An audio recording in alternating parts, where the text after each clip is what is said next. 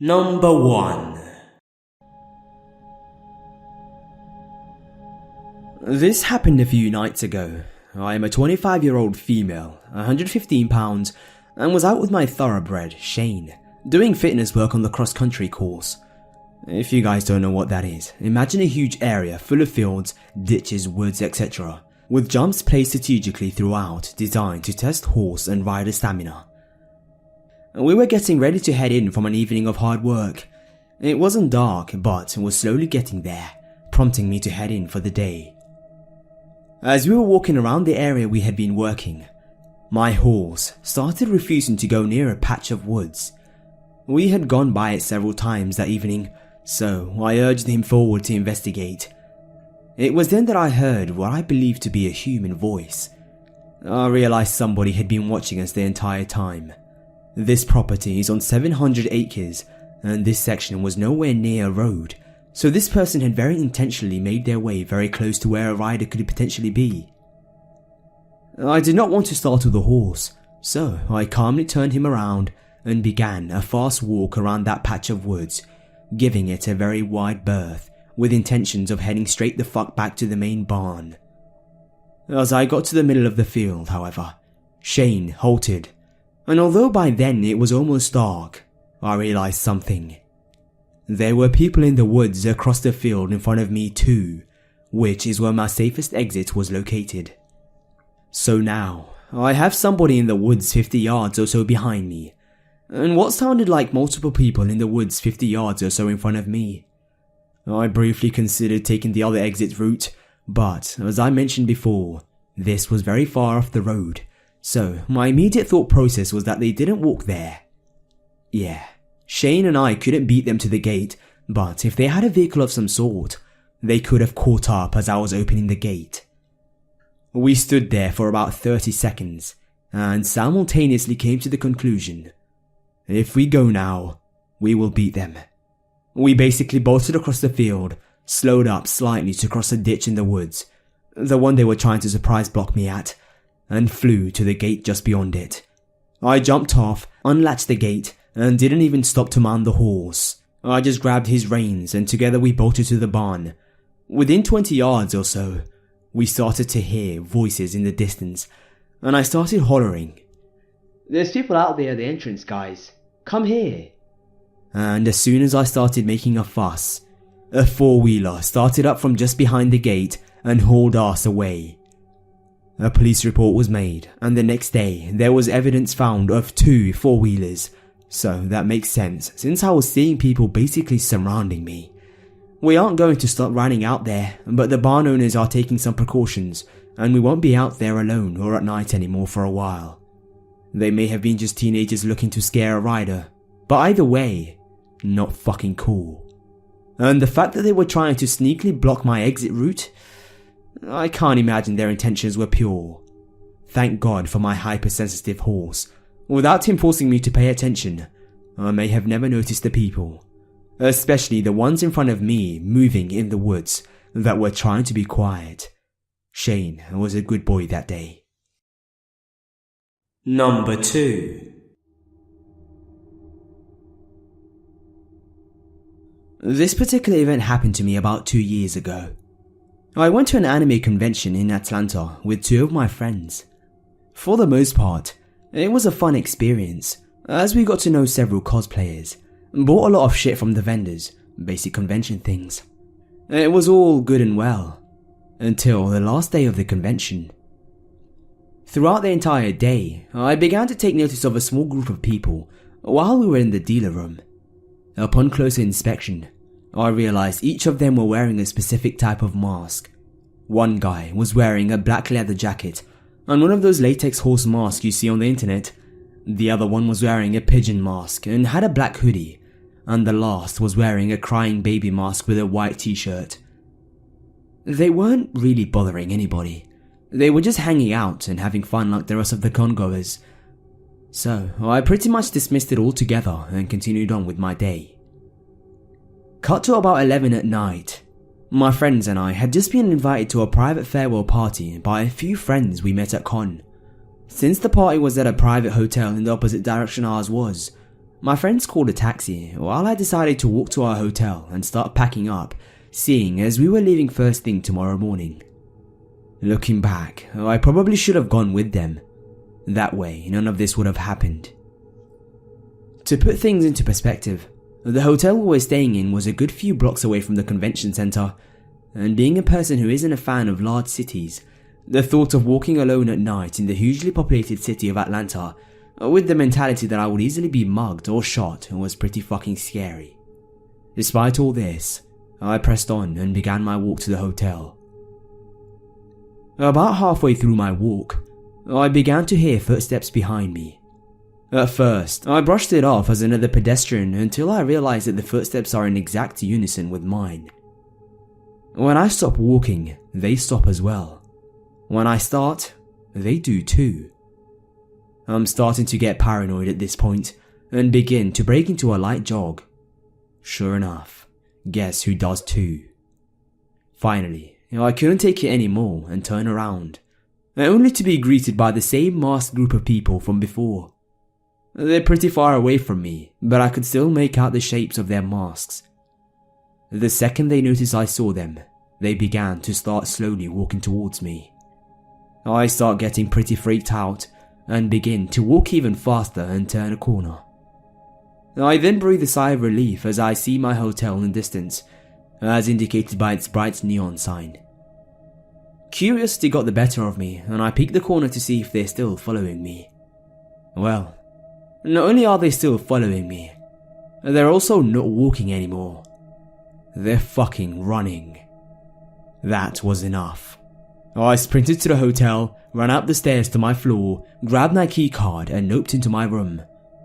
But that's not where the story ends. Here I am in my hotel room freaking the fuck out at what just happened when I hear a sharp knock on the door. I know it's not my friends, as I was already on the phone with them when it happened. I just sat there on my bed, scared out of my fucking mind, when I hear the knock again. Only this time, it has a slight metallic sound with it, like if you tapped a wooden door with a nickel. I muster up the courage and walk over to the peephole on the door. It's the same fucking masked people from before. They realized I was at the door and just began staring into the peephole. As I stood there, blood frozen and unable to move, they lift up their arms and wave at me.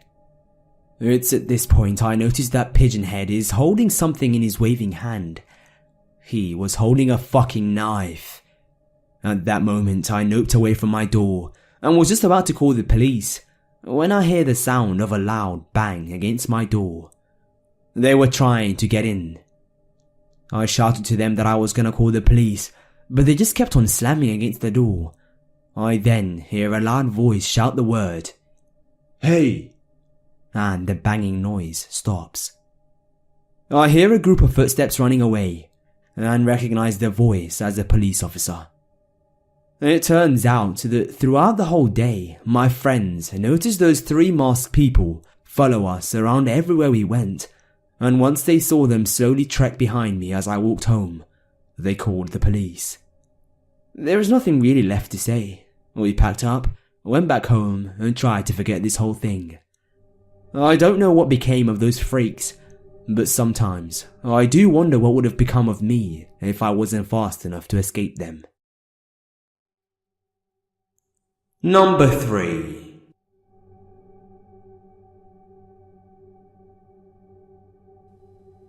A few years ago, I was leaving my grad school office late, around 10 p.m., to catch the bus home. I walked from the university campus via relatively busy, well-lit streets to the main north-south road in my area of the city, 109th Street in Edmonton. I was waiting for the bus at a shelter as it was in the middle of winter, snowing and a bit cold. The buses ran about every 15 minutes, so I wasn't worried or nervous, just patiently waiting to get home. I was listening to my music with my headphones in when I noticed a guy walk up to the shelter.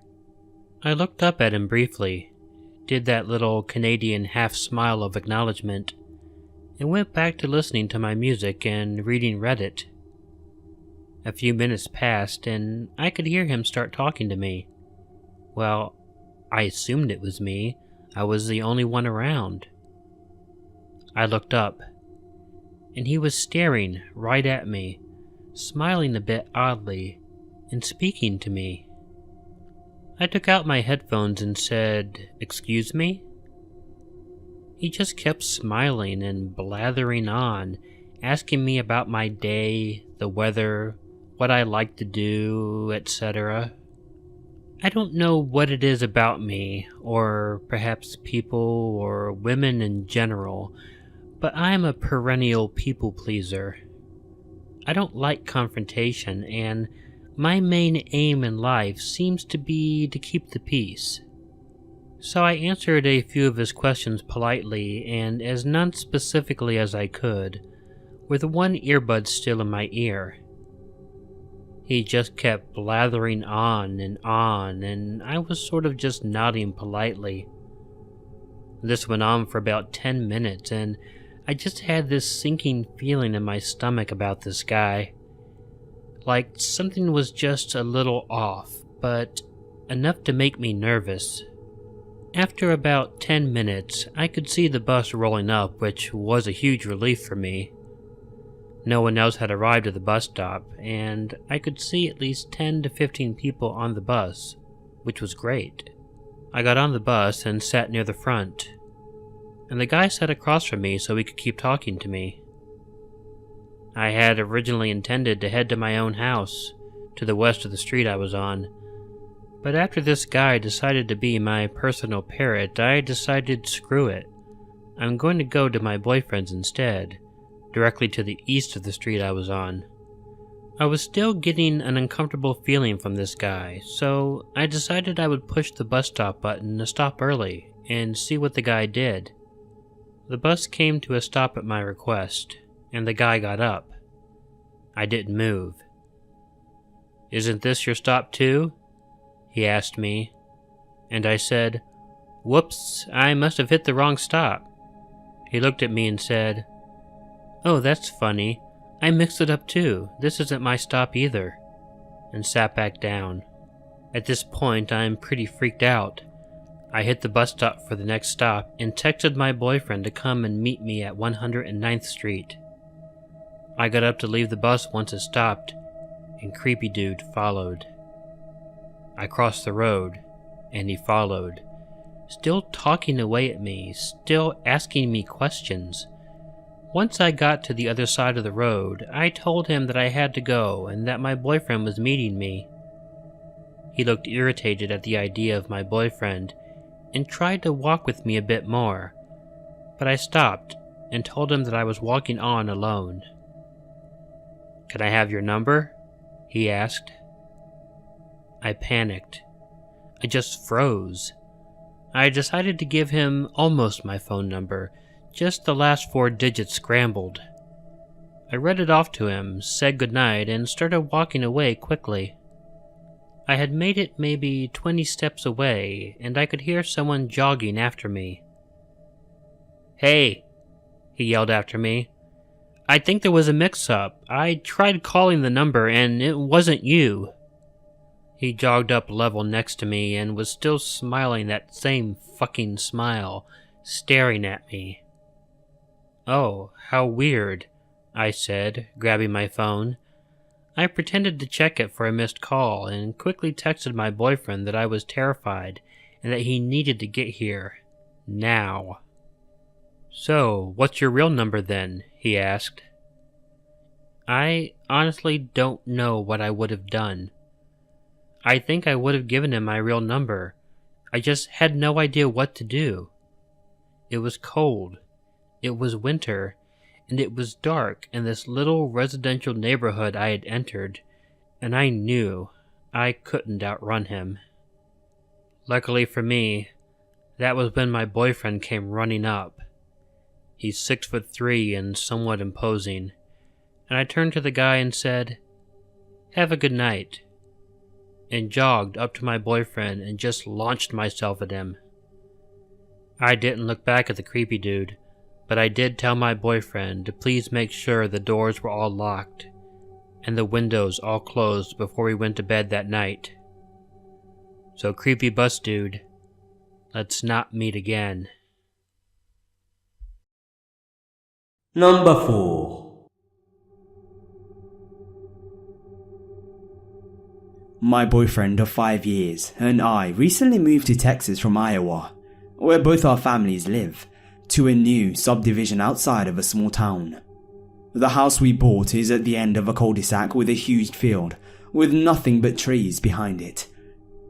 We were both very excited to be starting our new lives together, and to have bought our first house. We also have 2 dogs, basically our children. My boyfriend decided he was going out with some new co-workers to the city, about 35 minutes away. I didn't feel like going, as I'm more of an introvert, and large crowds aren't my forte. Also, I usually like being home alone, because I can binge snack and watch scary movies he never wants to watch. So, after getting home around 6 PM from work and the grocery store, I barricade myself and the dogs in my bedroom to commence the scary marathon of awesomeness. Side note, my dogs become on edge when my boyfriend isn't home at night and randomly bark in the night at seemingly nothing. It freaks me out a bit, but I've become used to it. We have one window in our room that's right next to our bed. I usually have the windows open, letting the night air in. But tonight, I only cracked it. So, I'm balls deep in some cheesy 80s horror flick and the dogs start barking. I always take notice when they bark. However, just in case, I turn the lights on, look around. Nothing. Lights off, back to the dits running up the stairs. It's around 11 now, and I'm sure the boyfriend will be gone a couple of more hours. No biggie. The dogs start barking again, and this time they don't stop. So, slowly, I look out the window. I don't see anything until I catch it. At the bottom of the window, peering up at me, are a set of eyes. Not the whole face, not even the nose, just the eyes.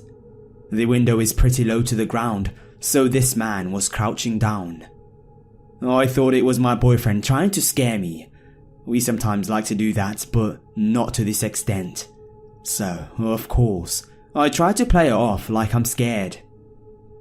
Calvin, you're dumb. Seriously, it's not funny. The staring continues. Okay, really milking this fool.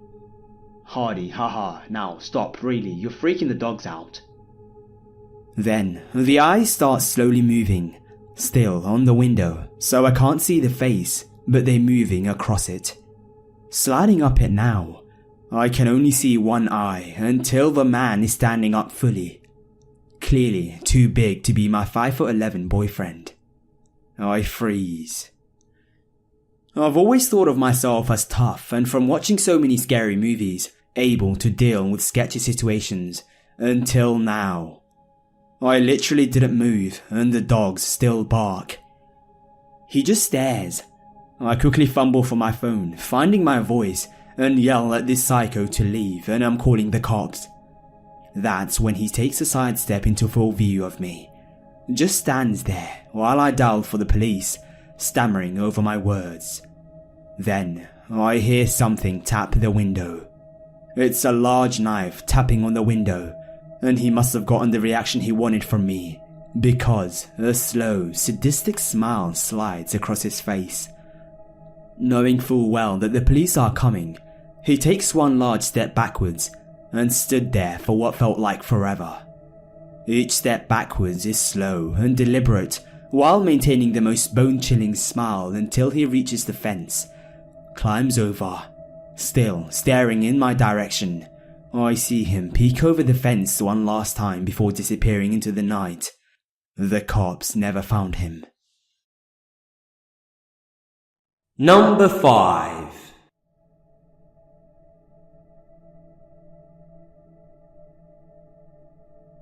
So, I live in a Swiss city with about 170,000 citizens, which is fairly big for Switzerland, though it may seem small to you.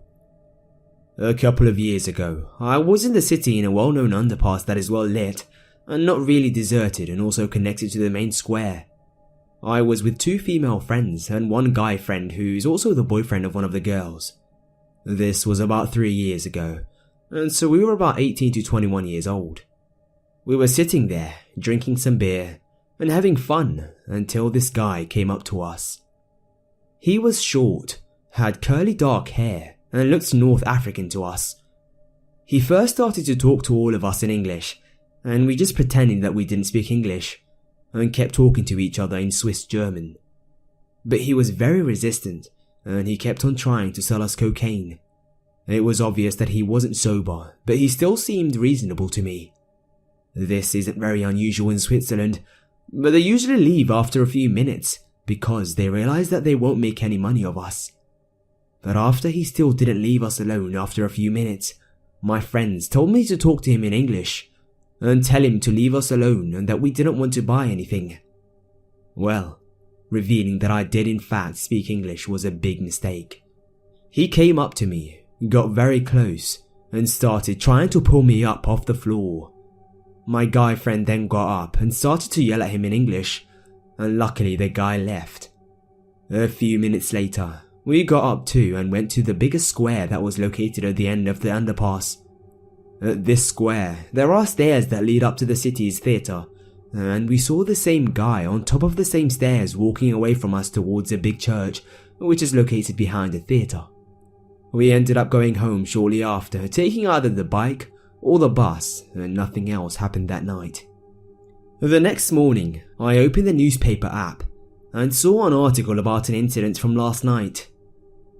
At around 2:30 AM, a Moroccan man had approached 2 guys in their mid-20s and told them that he would give them a little bit of cocaine in exchange for their smartphones and wallets. After they refused, he took out his knife and stabbed one of the guys multiple times. I am 100% sure that this was the same guy that talked to us, but I'm guessing he took a line after he left us and then got really desperate for money. I don't know why he didn't try to harm us.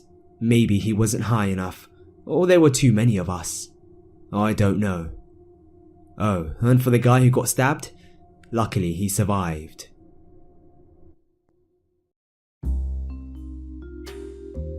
Hey guys, it's the Grim Reader here. I hope you enjoyed listening through that. If you did, please slap a like, and if you haven't already, why not subscribe to be notified of future uploads? If you have a story you want me to narrate, please send it to my email in the description box. Once again, thanks a lot for listening.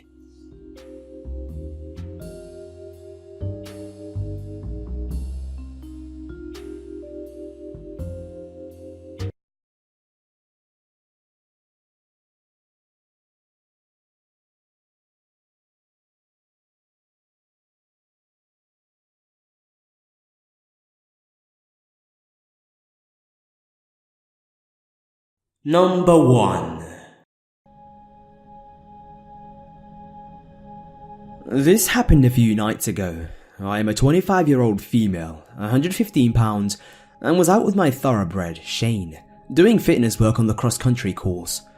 If you guys don't know what that is, imagine a huge area full of fields, ditches, woods, etc., with jumps placed strategically throughout, designed to test horse and rider stamina. We were getting ready to head in from an evening of hard work. It wasn't dark, but was slowly getting there, prompting me to head in for the day. As we were walking around the area we had been working, my horse started refusing to go near a patch, so I calmly turned him around and began a fast walk around that patch of woods, giving it a very wide berth, with intentions of heading straight the fuck back to the main barn. As I got to the middle of the field, however, Shane halted, and although by then it was almost dark, I realized something. There were people in the woods across the field in front of me too, which is where my safest exit was located. So of woods. We had gone by it several times that evening, so I urged him forward to investigate. It was then that I heard what I believed to be a human voice. I realized somebody had been watching us the entire time. This property is on 700 acres, and this section was nowhere near a road, so this person had very intentionally made their way very close to where a rider could potentially be. I did not want to startle the horse. Now, I have somebody in the woods 50 yards or so behind me, and what sounded like multiple people in the woods 50 yards or so in front of me. I briefly considered taking the other exit route, but as I mentioned before, this was very far off the road, so my immediate thought process was that they didn't walk there. Yeah, Shane and I couldn't beat them to the gate, but if they had a vehicle of some sort, they could have caught up as I was opening the gate.